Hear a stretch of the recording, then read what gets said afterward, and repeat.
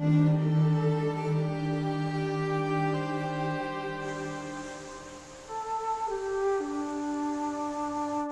take a brief look at the Roman Catholic Church.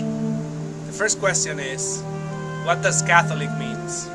Well, Catholic simply means universal. Catholic means, in Greek, universal. When we have the word Catholic in there, it's with a small c. It's not like the name of a church like Catholic Church is sometimes used. It means the universal church. You know, it's not the distinction we see today, Catholic, Pope, Protestant. We understand it to mean Catholic and Protestant. Let's talk about some statistics about the Roman Catholic Church. There are about 600 million Catholics throughout the whole world, 1/6 of the population. And just in the United States, there are about 48 million Roman Catholics.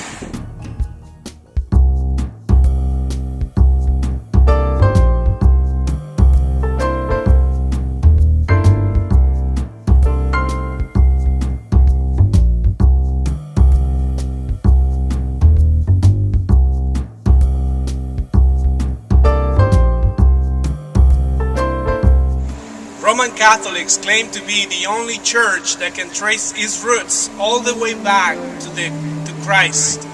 Why do they believe this?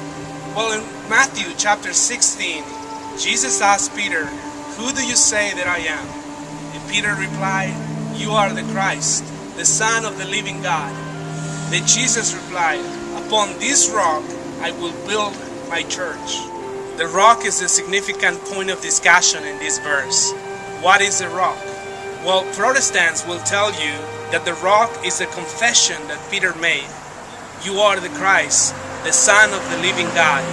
Upon this confession, I will build my church. Our Catholic friends disagree though.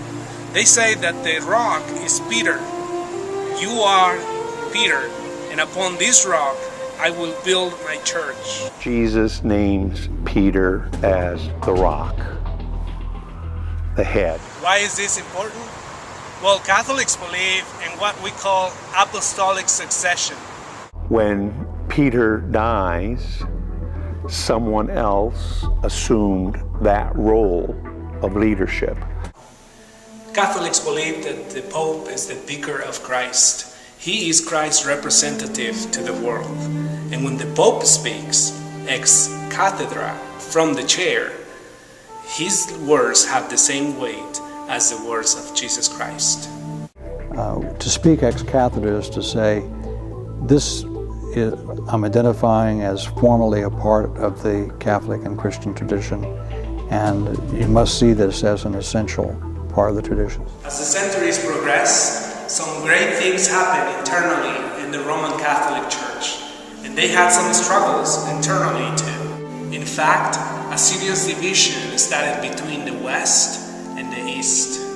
With the fall of Rome, the division between East and West, Rome and Constantinople, became extreme. Those in the West started to add some teachings that were not found in the Scripture.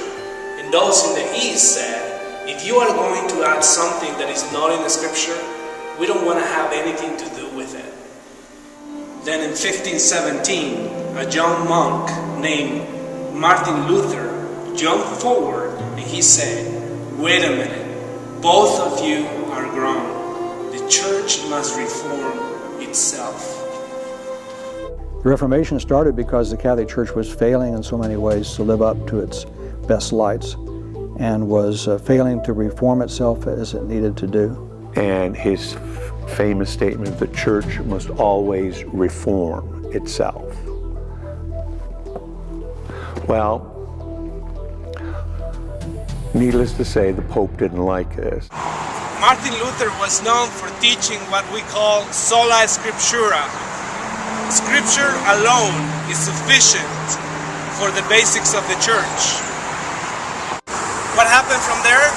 Well, the West went on to be what we know as the Roman Catholic Church, and the East became the Eastern Orthodox Church, and the Protestants became the Protestants.